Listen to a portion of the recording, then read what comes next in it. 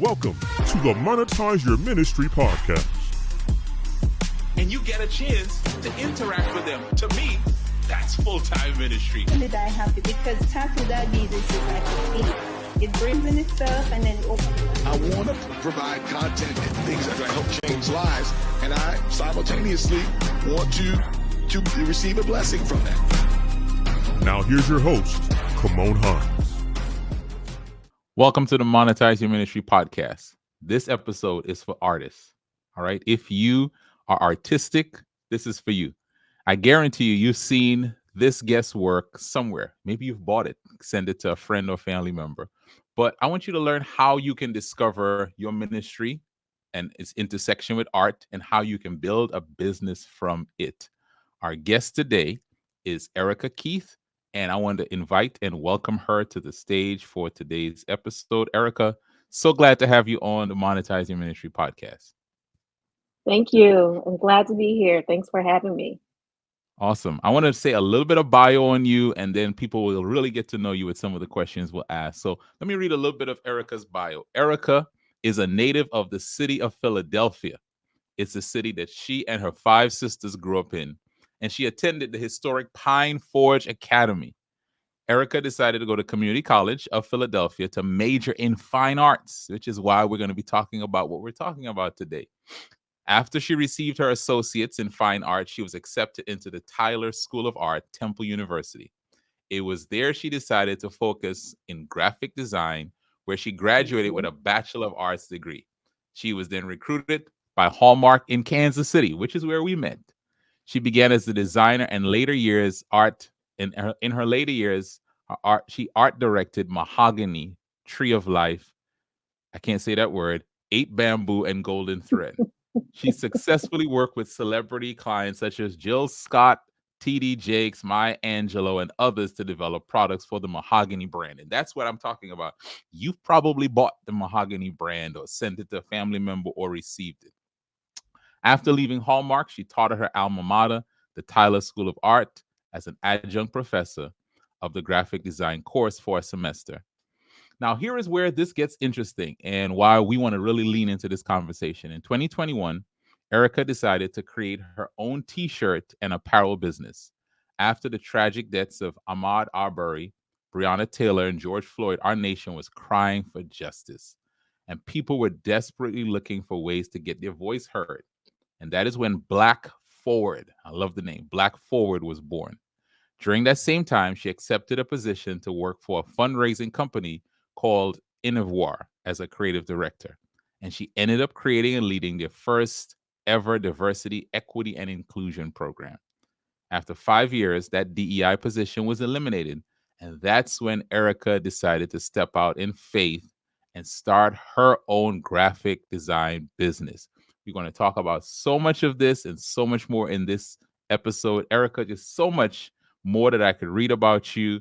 You're a successful entrepreneur. You're a mom. You're a wife. You're doing it all. And we want to talk about how you're doing it and how the intersection of business and ministry all come together. All So right. here's my first question for you. So I said a whole lot about you, and I didn't read everything that I could. But there's some people who think they know you, right? There's some people who think they know Erica Keith. What's something about you that people who think they know you might be surprised to learn? Okay, so I spent time in prison. Oh, whoa. Okay. Hey. Now the interview begins. Now we begin. Let me lean in. I want to hear this. Oh my goodness. So let me widen the screen. Look, you zoomed in on me. Okay, all right. I'll widen it. Okay. So it was during my college years. It's juicy. No. My father actually worked in a correctional facility in New Jersey, South Jersey. And during my summer months, I spent time in prison, not as a resident. That's funny. But as an employee, I worked in a prison and I worked in their graphic design studio and also their art department. So I worked with the guys, some amazing talent, and was able to really cultivate some of my creative talent during that time. So yes, that's something that Oh, most people don't know about me. she spent time in prison, right? Spent time. I Well, spent that's time in yeah, you prison. did. You did. Now, this juicy story, I want to mind this a little bit. Like what age were you at that time? I was probably 21, maybe 20, Okay. 21. Yeah, Okay. my early 20s. Hmm. I mean, you were going in, and of course, I'm sure there are stories we hear, and some of us come have a lot of fear. How was it Yeah. for you going in there? Of course, it was work, but I'll call that ministry as well. How was it for you going in there working with that population? It's a very good question. I would say I was a little nervous. I didn't know what to expect. My dad was a psychologist there. And so he had Hmm. been there for maybe at that time 25 years. So Hmm. people know him. They know him Hmm. as, John Hall. The inmates know him, the officers. He kind of has a little clout there. So I was able to spend, I want to say it was maybe 2 summers there in their education department. And Wow. what I realized while working there is I really didn't have to be afraid because the inmates themselves really kind of took care of me. So when Hmm. anybody got out of line, I mean, there were guys that Yeah. that would step in and say, "Don't mess with Miss Hall," and they called me Miss Yeah. Hall at Yeah. that time. I Exactly. know my last name is Keith now, but don't mess with Miss Hall. She's this, she's that. We want to make sure that we take care of her. So it really, I felt comfortable, and Hmm. I loved just being in that environment because, unfortunately, most of the population looked like me. I mean, they were all men, but they were all brown and black men in there. But they were very talented and Hmm. they really enjoyed expressing themselves in art and graphic design. So I really enjoyed spending time. It's kind of weird to say I enjoyed spending time in prison, but I No, I did. love I that. Yeah. really did. Yeah, and I think that goes to what we talk about here. That's ministry. That's serving others, and so that's kudos to you for that. Kudos, shout out to your Yeah, dad for making yeah, that possible.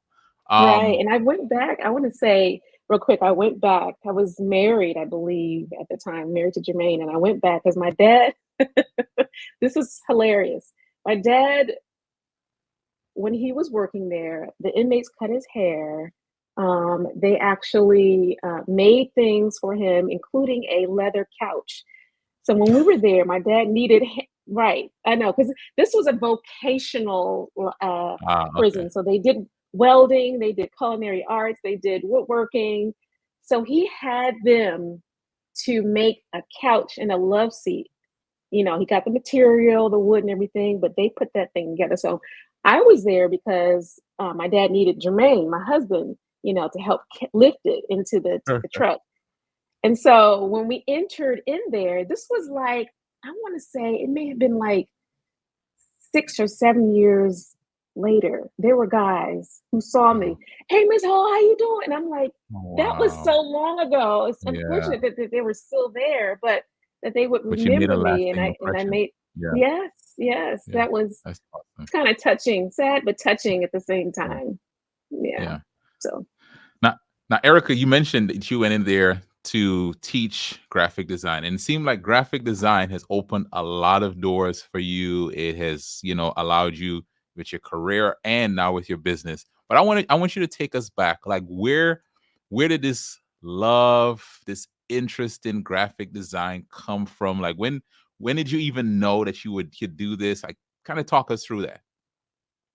well, first, I want to say I was a very quiet child. You already mentioned that I have 5 sisters, and so coming up, And where do I you was fall?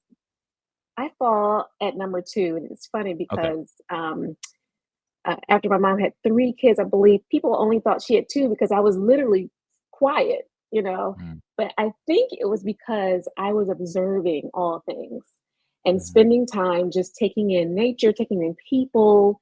Um, and that gave me the opportunity to get my sketchbook out and draw. So I spent a lot of time drawing people who looked like me. By the time I got into like 7th or 8th grade, do you remember those asymmetric salt and pepper hairstyles. I would draw Mm-hmm. women, with those Mm-hmm. cool Mm-hmm. cuts.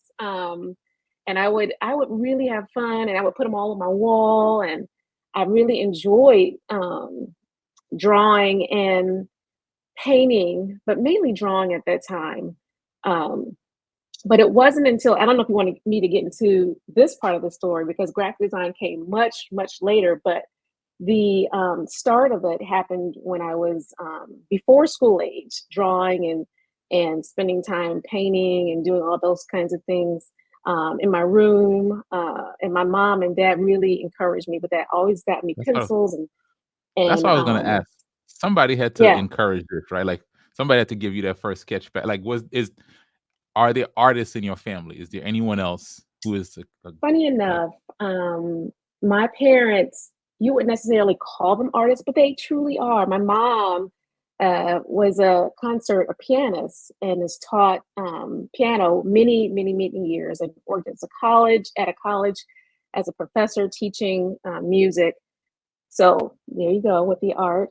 My yeah? dad was like always building and fixing something in the house. So like, putting in jacuzzis and, Wow. Okay. painting, tearing down Yeah. walls. And he had this wood shop that he would go down in the basement, and he'd be down there with his tools. You would hear him, fiddling around, and then he would come up with like a dollhouse for us. Okay. So Okay. he All was right. always, Yeah. kind Yeah. of doing things like that. So the two of them are artists in their own rights, I would say. Yeah. So you started off with, now, by the way, just for all of those viewers listening to this, art was not my best subject in school. In fact, Erica, I failed art. I'm just gonna admit, I No, failed art what? in high school. I failed art. I was Oh like, my how do you gosh. fail art? But anyway, like I'm always fascinated by people who are artistic like yourself. And I wonder, right, just before we get into you really, like, is this something that you can teach someone, or is this something you're born with? If you're either like you have this skill for drawing and painting, or is this something you can develop? Both. You can develop Okay. it. If it's Okay. something that I would say, come on, if you spent maybe, I don't know, 5 hours a day with a sketchbook, I think you would probably, progress. You wouldn't stay the Yeah. same. But Yeah. the problem, not a problem. I would say you may not want to do it. Like, do you have the passion for it? I You don't. might get tired and Right. frustrated. So there may be your deterrent from progressing. But yeah, with time and with patience and with some inspiration, I think anybody can get there. Maybe not to the point where they could make money off of it, Yeah, but yeah, yeah. you could True. Yeah. you could Agree. definitely Agree. Nobody's you get nobody's paying me for my art. I promise you that. But now, so here it is. You're drawing, and you said painting, but then graphic design, which is a little different, right? Talk to us about, when does this come into the picture for you?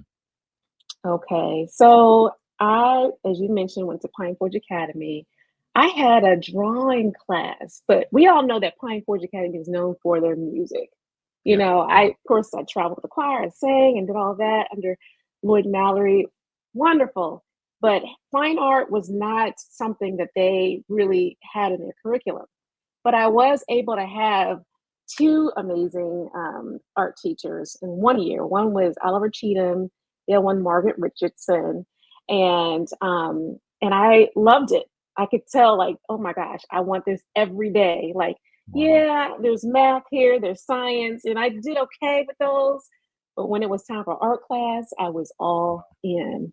And so after graduating, all my friends, everybody went to Oakwood. I wanted to go to Oakwood, but somebody who was there the year before me at Pine Forge, who went down to Oakwood, who was an artist, said, listen, if art is something that you want to do, and I know you're an artist and I know that you're good at it, you may not want to come here. And I'm like, really? But Mhm. everybody's going there. I want to go there Yeah. too.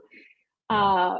He said, you can come here, but I'm just warning you, this is not what the school focuses on. So I decided to stay home, Mm. and I tried to apply to Temple University Tyler School of Art, but I did not get in. because I didn't have a portfolio. I had some Wow. sketches, I had a few things from, my drawing classes, but I didn't have like an actual portfolio. So I enrolled into community college of Philadelphia. But it was there that the trajectory of my life changed forever. I took one art class, and my drawing teacher pulled me aside one day and said, you should really major in this because you're good at it. So I don't know why you only are taking this one class. Sign up, get your degree in art because this is something that you're good at. So I said, okay. So the next semester I enrolled as an art major, and it was there that I was introduced to graphic design. I'm like, well, what is this? I can be on the computer. Yeah. I can create beautiful typography and illustration and compose all of that into one beautiful layout. I was like, this is where it's at. Like I can bring up utilize poetry and come up with some cool sayings, and I can create that logos out of that. And I was like, I want more, like teach me more. Wow. So so that's really where I got my desire from it, from community college. It's so interesting to hear your story, right? Like you would think there is a lot of maturity at that stage of life, because as someone who is, coming out of high school, all your friends are going one place. That kind of feels like, well, I'll just go to that one place. So that's a major decision.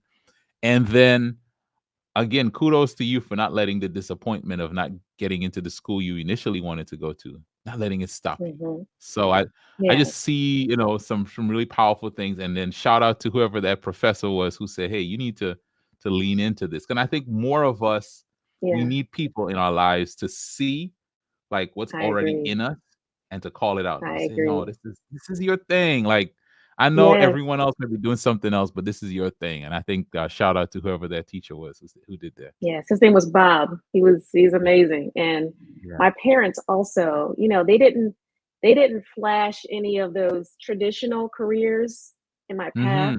They didn't, they really said, this is your calling. They were all in with it. And you hear about the starving artists, this and that. They didn't mention any of that. It was like, this is what you're good at, and we want you to go all in. And so they had my they were supportive. They got my art supplies, whatever I needed, they helped with that. And so I really felt like, okay, I can do something with this. I really did. Yeah, man. Shout out to your parents for that. You mentioned a word that your parents use, calling. And that's, for those who watch this podcast, listen to this podcast, that's a faith word, right? That's a word we use in the faith community. And we say, God has called you to this, and this is your calling. As a person of faith, how did you see being an artist, right, intersecting with your calling as a child of God, as a believer? How did you see those two things intersecting? And like, how far back do you even see that intersection? That's a very good question. I think that the investment of time that I put in, or just spent, not necessarily put in, just spent doing art, hearing from people like, wow, that's beautiful. Like, Erica, you should display that somewhere. I really got my energy from creating, putting my hands to work. And I really felt like, when I'm doing art, even now, I am in the zone. It relaxes me. It makes me feel like the presence of God is really here. And it's funny, when you asked me to do this podcast about monetizing your ministry, I know we're going to get there. I didn't necessarily think of myself as a minister, I have done ministry, the traditional ministry. I've led praise and worship. I've directed choirs at churches that I've attended. I've helped out with different like children's ministry, BBS and things like that, but I didn't really think about what I was doing as an actual ministry. And when I saw your podcast in the very beginning, it got me thinking. I'm like, wow, I mean, click. Yes, this is literally what I've been doing for years. And I want to say it was really you that really had me realizing that what I am doing, all of this work that I am putting time in is a ministry. It's a part of my calling. Amen. Amen. Amen. You know, I'm so glad that we're having this conversation, because you say when you're doing your work, all right, as an artist, and just listening to you from back then, from as a child sketching, it is clear that God has put this inside of you. It is clear, right? Like, this isn't something that you just went after. No, it was something that was inside of you. And when you are doing that, this is my sentiments. You are glorifying God because you're using what he's given you, right? But I think there's another side of this, right? And this is like the ministry side of it. What have been some of the reactions that you've heard from people to your drawings or the art that you put out through your graphic art? Like, what have been some of the reactions you've gotten from people when you've done the work that you find your hands to do? Very good question. I would say I have heard people say that you really understand me, like you get it. Like, I came to you with, something raggedy, and I told you, I wasn't quite clear, but you really brought that to life exactly the way it needed to be brought. And I've heard things like I said before, I've had a couple of different art shows where I've displayed my art pieces, and people have come to me, teary-eyed, and said that this painting reminds me of, me and my mom, sitting, getting my hair done. And they purchased it, and it's in their house today. So sometimes I think about some of the pieces that I have given or let go of, or when it's time to release it to the person that has requested it, or it's a piece that I've painted and someone has purchased it. I think about them from time to time, and how that might be displayed in someone's house, or how it might be in someone's church, because I've done flyers and programs or wedding programs that people may still have sitting in their like booklets or photo books, and that they're keeping those things, and they can kind of go back to them and look at them and really see that the love that I put into work, because it really is that. And sometimes I was talking to my sister the other day. She was going through some of her photos that someone had created for her wedding, and we were talking about how in my work, people really, I really take the time to go over and sometimes I noodle and go over something 2 or 3 or 4 times before I give it to the person, because I just want it to be right, and as I was looking through her photos, I could tell that the person who did that was right there, with his craft too. So, I mean, I think so, Erica, if to think about this, right? Beauty, like God is a God who created beauty. There's no function for a rose, right? There's no function. Like, everything isn't just functional. There's beauty, and God's introduction of himself to us is a creator, right? Like, in the beginning, God created, right? So it's always mind-boggling to me when someone like yourself, you sit down and you come up with something out of just an idea. Like, where does that come from? And to me, anytime you're functioning in that realm as a creator, you are living out and modeling even the work of God in terms of in creating beauty in this world. And so I see it as a ministry, and you can't tell me otherwise. All right, anybody, y'all? I challenge anybody to tell me otherwise. Now, I love that. there's a picture over your shoulder. Is that something that you created? Is that from? See, you can't have a podcast talking I about know. your art and not show off I some of know. your art, and I love that. I I love that. love this piece. It's something that it spoke to me. I think I was at Home Goods or something like that. I'm like, oh, she looks like me. Let me get that Mhm, piece. And so no, mhm. I did not create it, but I am definitely inspired by it. When I Okay. look back over my shoulder. Yeah. But I do have some pieces that I have created. If you want to take a moment to look at this shirt that I'm wearing, Yes. I know it's probably backwards, And we but it see it. says We built. we built this joint for free. And I love so it. this was one of the pieces that I created post the unfortunate death of George Floyd and Mhm. Breonna Taylor and Ahmaud Arbery. I mean, that year was Yeah. crazy. It was sobering. I was frustrated. Mhm. I think I wrote something to you in my bio about my son. Really was the reason why I started my T-shirt business. Mhm. Um, After Floyd was killed, the coverage kept coming on the screen. The news coverage was almost like 24/7, and he was 8 year old. He was 8 years old at the time, and he caught the glimpse of Chauvin's knee in Floyd's neck. Mm, mm. And he came to us. He came to me and Jermaine. He said, "Why would a police officer Mhm. do that to somebody?" Like he couldn't understand. And in our way, we, of course, this time I'm like, he's 8. How do we explain this to him? We tried to do it in the very best that we could, but it was almost like he couldn't take it. So he ran to the backyard crying.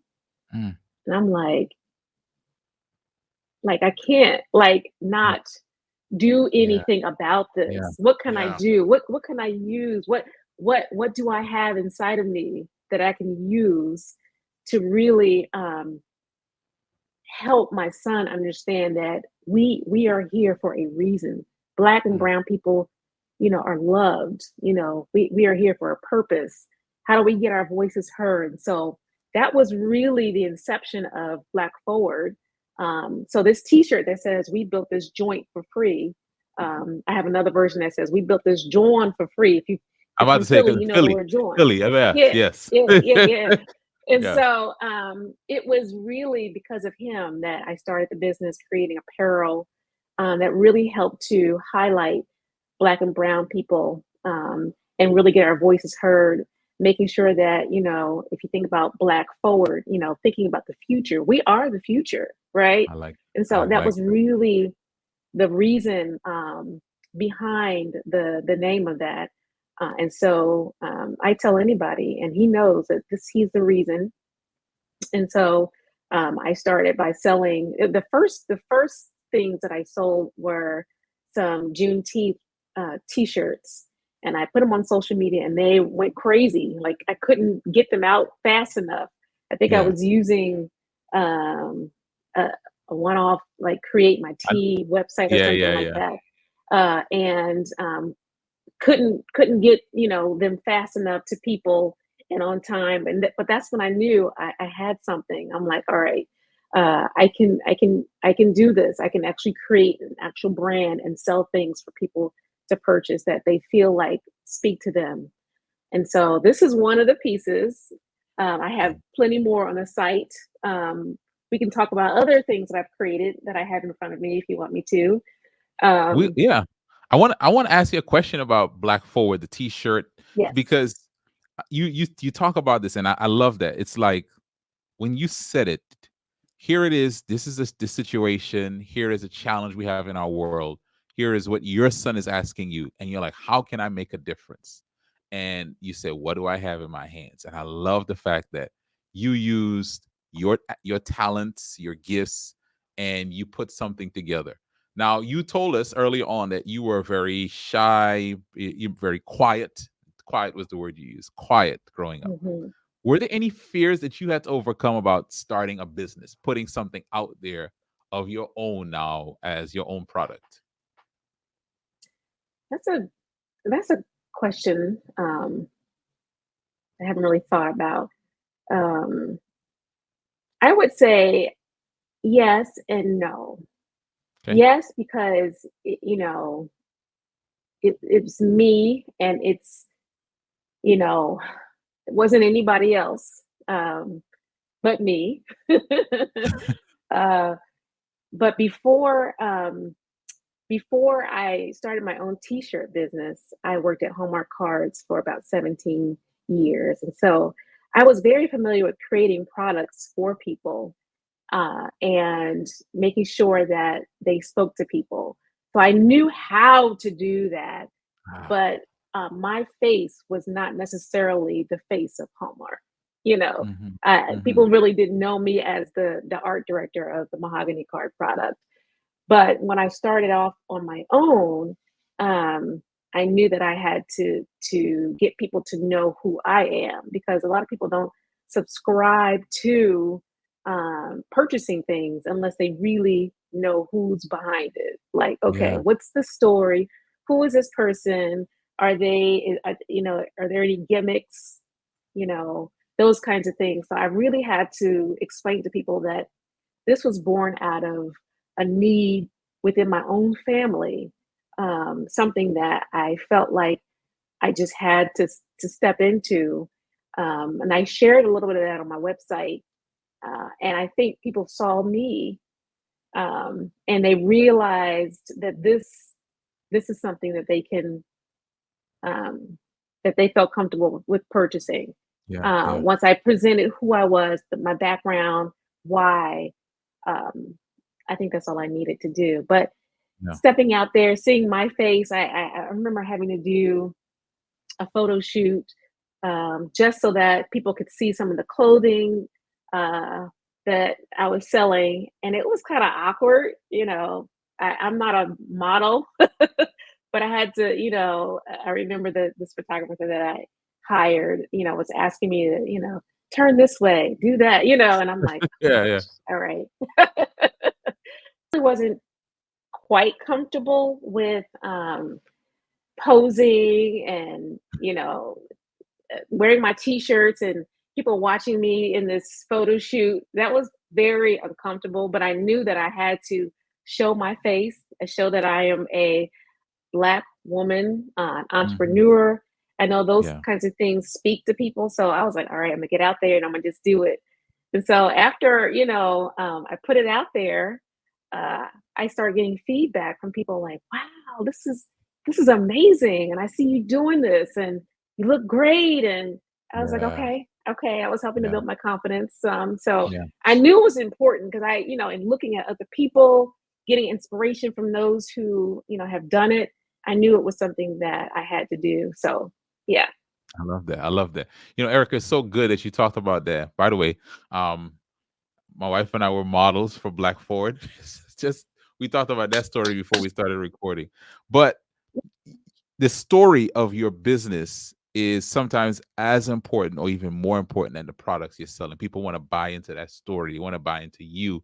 And for a lot of us, that's not comfortable. So, but as you're telling us, some of us we have to be willing to kind of come out that comfort zone, share our Yeah. story so that people can not just buy the thing, but buy into your message, buy into who you are as a person, and really that's what sometimes people need, not just to buy but to tell someone else and to share your story. And so a shout out to you for that. You did have some art pieces, and I do want to see them before I ask some of my other questions. Whatever you have here, what I'm going Yeah. to do is solo you as you put them up, because I want people to see your art, to see the work that you do. So if you have Yeah. I anything wish I close had by. more, but one of the And I that's my fault, okay, I didn't tell so you before. that's okay. No, I do have some pieces here so I can show you. But Yeah. so I would say that during my time that I was working at Innovair as the creative director and then as the DEI manager, I I started off as a creative director, and then I moved into this DEI role, which is very important, especially after Floyd died. Everybody wanted to do DEI, and so I was asked to step in, and I was happy to do it. But during that time, I felt a void. I'm like, I need to be doing something creative. I need to get my hands on something. Mm-hmm. So I started freelancing, and I met some wonderful people. a lot of these clients, I will say, word of mouth. And so I started working for a company called Words, Beats, and Life. And it's a hip hop nonprofit organization out of DC. And this was the very first piece that I worked on, but it's one of their journals, the South Africa issue. And I had a chance to meet folks who traveled down there, who really had a chance to talk to some people who are rappers, people who are just in the hip hop culture. And I loved working on this. I actually want to travel to South Africa at some point in time. I have never been, but I really got into. So you've been? Yes, You've I been? have. Yes, I Okay, spent 3 okay. weeks there, and I am planning. That's one of my life goals, to take my family there. So you have to go. Yes. So I really had a chance to really dive in to learn about that. So I designed this. I worked with some illustrators. I didn't illustrate the cover, but I worked on the design layout of this. So this kind of wraps around to the back. But I love that, and I spent a lot of time, working on. As you see, it's a lot. It's a journal, so it's a lot of editorial heavy publication. I also worked. Let's see it. Yes, as a friend of mine who I worked with at Hallmark Cards has another associate that she worked with at Five Below, and this person was starting a party and gift wrap kind of company, and they needed somebody who had greeting card experience. And so my friend reached out to me, and so this company is called Black Paper Party. They were just on Shark Tank not long ago, and they did get some funds, I think $250,000 to continue their business. So during that time they were on Shark Tank, I was designing cards for them. So these are some Christmas cards that were in Macy's. I love working on cards, obviously working at Hallmark Card in the past, but these are some fun Black Santa. Christmas Black cards. Santa. Yeah, Black Santa. This is a really cool one. I'm gonna take out the package because it's like the welcome table, Love it. family reunion type. Everybody Yeah. at the table, Santa, Mrs. Claus, auntie, uncles, kids running around. There's a dog in there, so this was fun. I enjoyed that. You can find them on Black Paper Party, and I also, you mentioned when I was working at Innovair after 5 years of working there, and after the DEI craze, there was a bunch of people were kind of getting let go out of their DEI positions, and I was one. And it was during that time, I could not imagine myself, Kymone, going back to applying for jobs, interviewing. It's a whole thing. It really is like a full-time job. If you're looking for a job, applying for a job is like a full-time job. So I was like, I don't know what I am going to do. My husband and I prayed about it. It was crazy because after the prayer was over, he looked at me, he said, I think you should go all in with your entrepreneurship full time. We got to talk and about I was that. like, wait, what? Like, I mean, I felt like I wanted to do that, but to hear him say that, I was like, I mean, it was like a huge weight was like lifted off. Cause I'm like, first of all, when I lost my job, come on, Marley had just been enrolled at Pine Forge Academy. For those who know anything about Pine Forge Academy, it's a boarding, private academy, tuition-based academy. And I'm like, how are we going to do this? It's $22,000 a year for this tuition. And I just lost my job. I also, we had just closed on our house a few months back. And I'm like, we just bought a house and we got tuition. But my husband said for me to go full-time and entrepreneurship, like, Lord, This you is speaking to faith me? right here. It was definitely a moment of it was one of the best moments of my life, hearing that. Just be able to step in to my passion full time. Like I said, I felt like pressure was released. And but I was like, okay, so I do have some clients, but I need some supplemental cash. Like, how can I supplement? Black Foward is doing well, but it's not enough to pay my mortgage. My clients, I had my clients when I had a full-time, 6-figure kind of job. How am I going to be able to manage this? And then I was talking to a friend of mine. We have a mutual friend who has her own business. And I overheard her a couple of weeks before saying, yeah, the creative person who was at this particular company left and is no longer there. And it was like, how did I hear that? It was some random conversation that I was having with her about something that was not work related. And then she said in a few words, something that stuck in my head. And after the prayer, after my husband told me you should go all in, I reached out to my friend Tara Frank, and she has her own business called the Waymaker Change Group. She wrote a book right here. Hold on, I gotta let me spotlight that. Let me spotlight that, Erica. Nice. The Waymakers, and she is an amazing person who is all about helping companies to bring equity into their spaces, to lead people well. Like this says, clearing the path to workplace equity with competence and confidence. So she goes around speaking all over the country, in and outside the country, actually.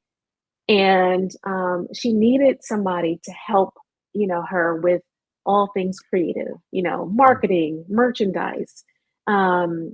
She had someone who was amazing before, but that person was no longer there. So when she heard that I was available, she said she felt like God was tapping on her shoulder. Yeah. Saying, okay, here you go. Here you go. Erica's available. So I was hired immediately. And before I was hired, she said, what do you need to take care of your household? Like, tell me a number. What do you need? And I'm like who asks that? A blank check. And yes, yeah. I mean, relatively speaking, but I just appreciated the approach that she took. And I told her what I needed, and she said, "This is what I can do for you." And till this day, let me see, I've been working for her since September of last year. It's been going wonderfully.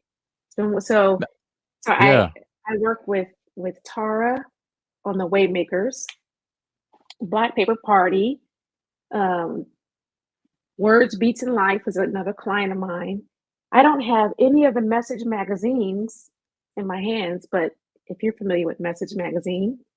Yeah, they could go to messagemagazine.org to see some of your work. But you're giving us a very important lesson here. You have gotten, so for some of us, we're accustomed one employer, right? And I get my income from that. But as you're building your business, Erica, one of the things that you're showing us is I'm getting clients. And I think what I like about your approach is you have a client that stays with you for a while rather than having to keep fishing to get another customer, another customer, another customer, another customer. Kind of talk to us about that approach of gaining clients. How do you find clients in organizations like this?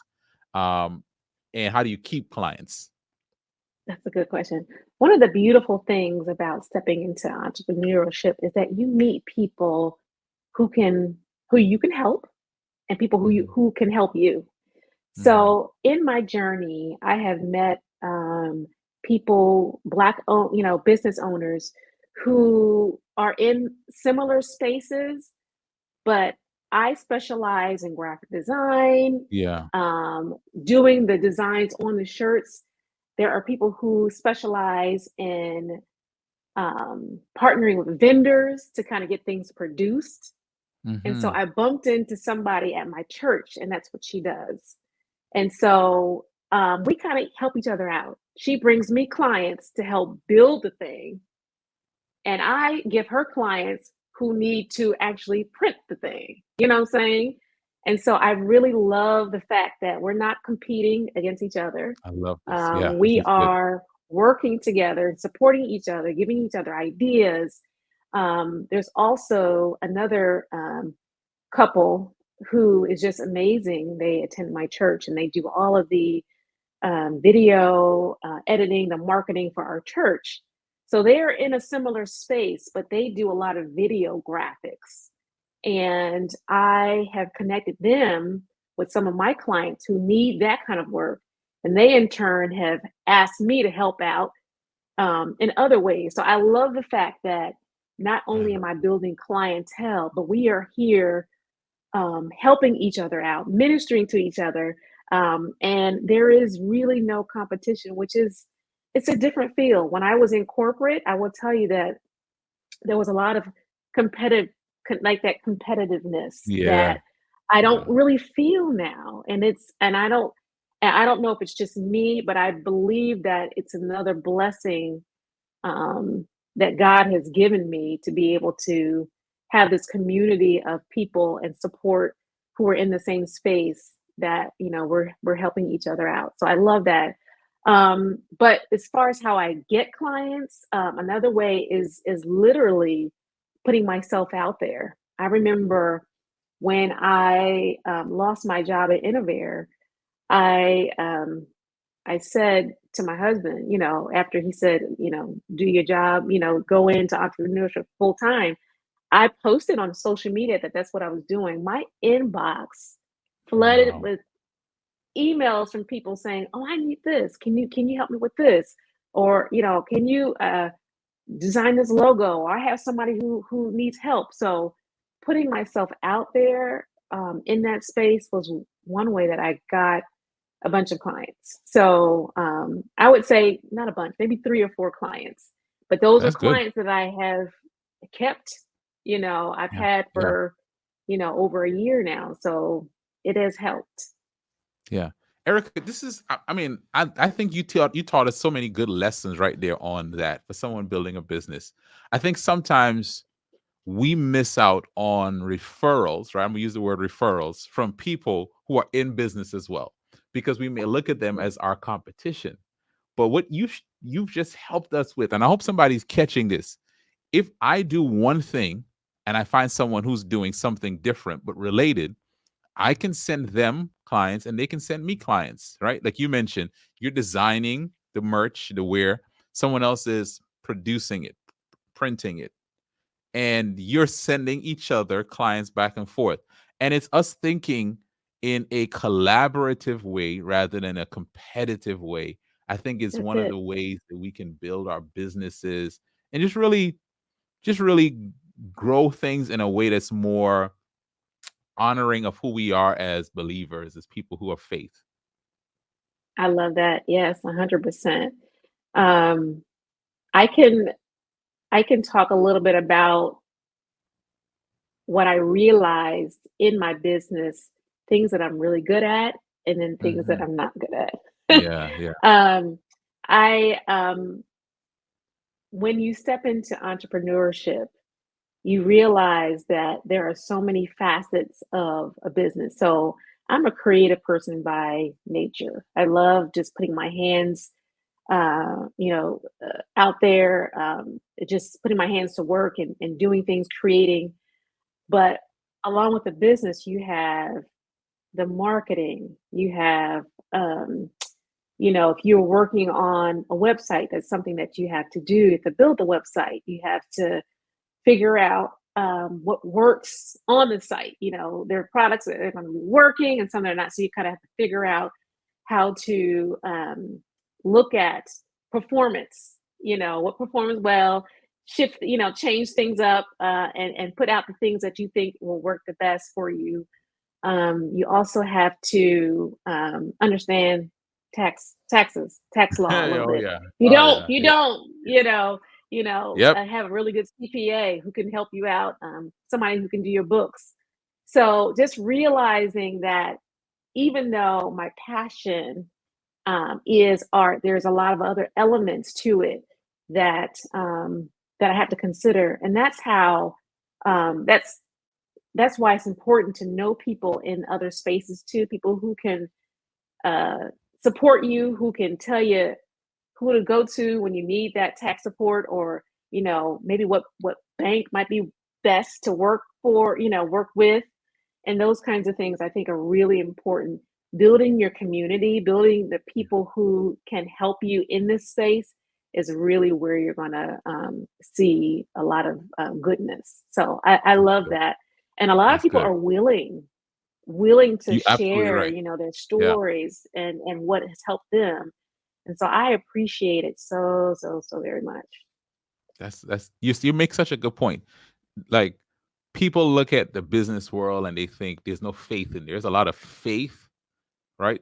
Like, there's nothing Yes. that tests your faith more than starting a business when you have to take care of your own responsibilities, and God forbid, like when you get to the point of having employees, like you have to pay Mm-hmm. someone else, right? Yep. But then there's Yep. also Yep. a lot of like good, like the collaborative space. It's a sharing space, and I think that It is. for what you're just helping us to understand, if you're going to grow something, you have to grow relationships. You have to build relationships. You have to be a good neighbor, right? A good business Yes. neighbor to others, where Yes. you're not just receiving, but you're giving as much as Yes. you're getting.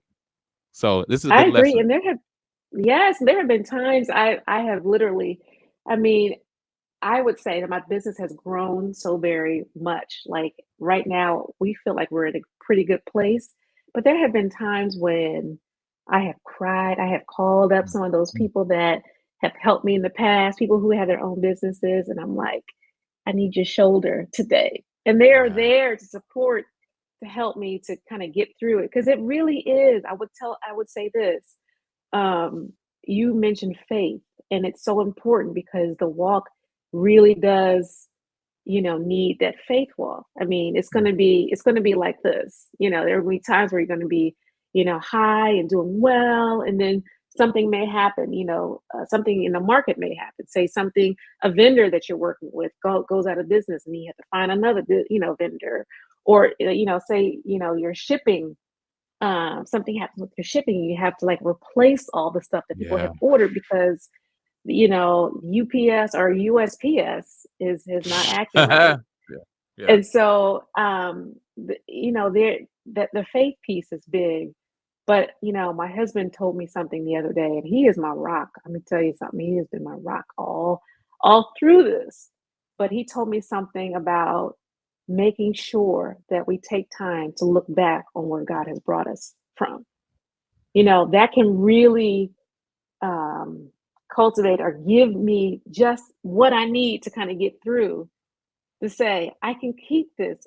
Black Forward has been in business since 2020. Wow.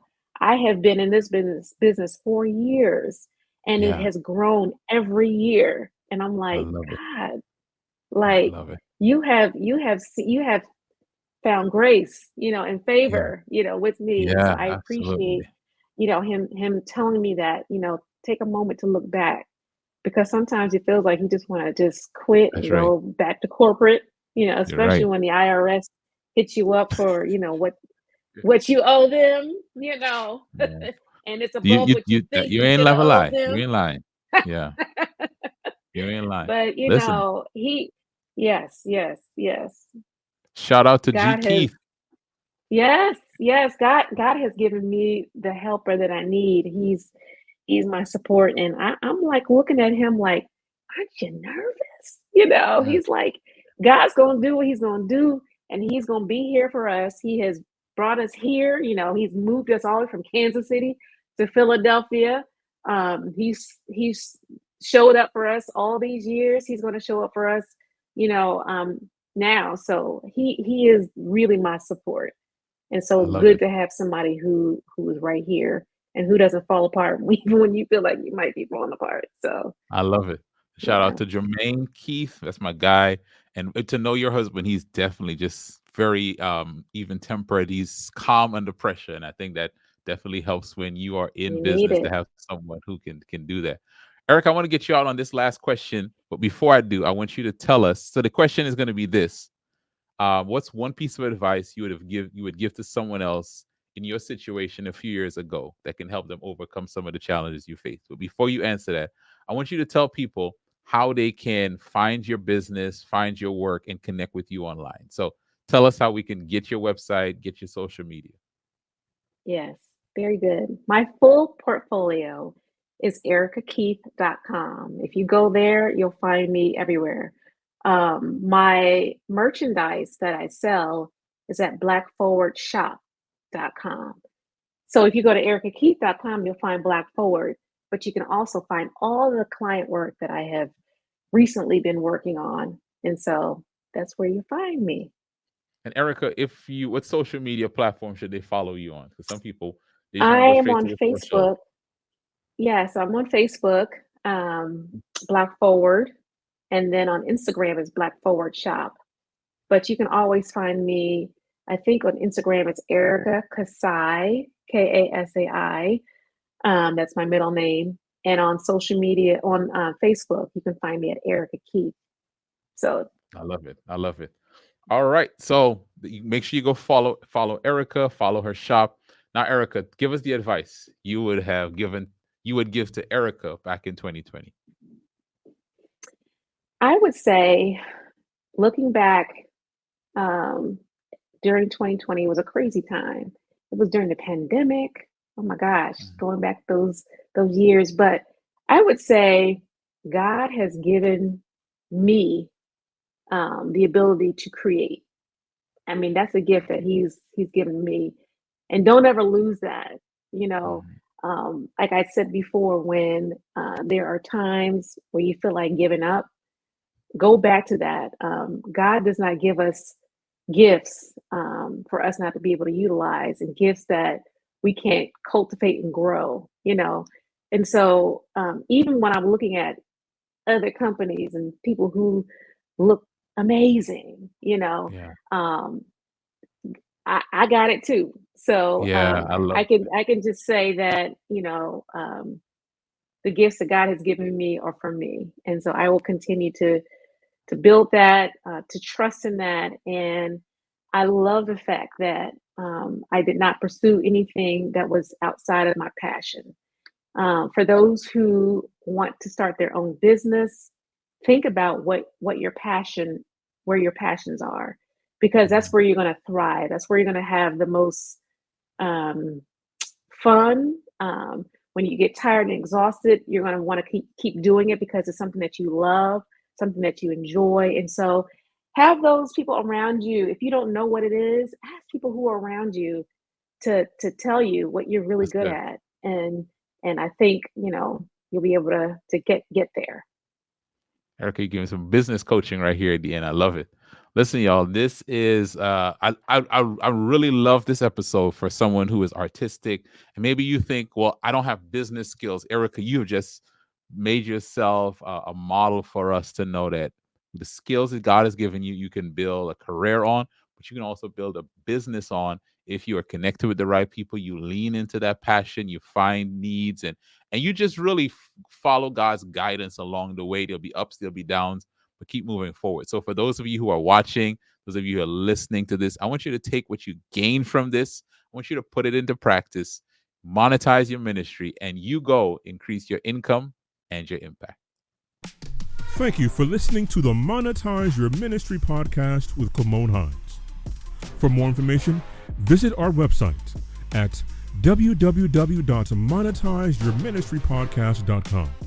That's www.monetizeyourministrypodcast.com. Find us on YouTube, Spotify, and Apple Podcasts.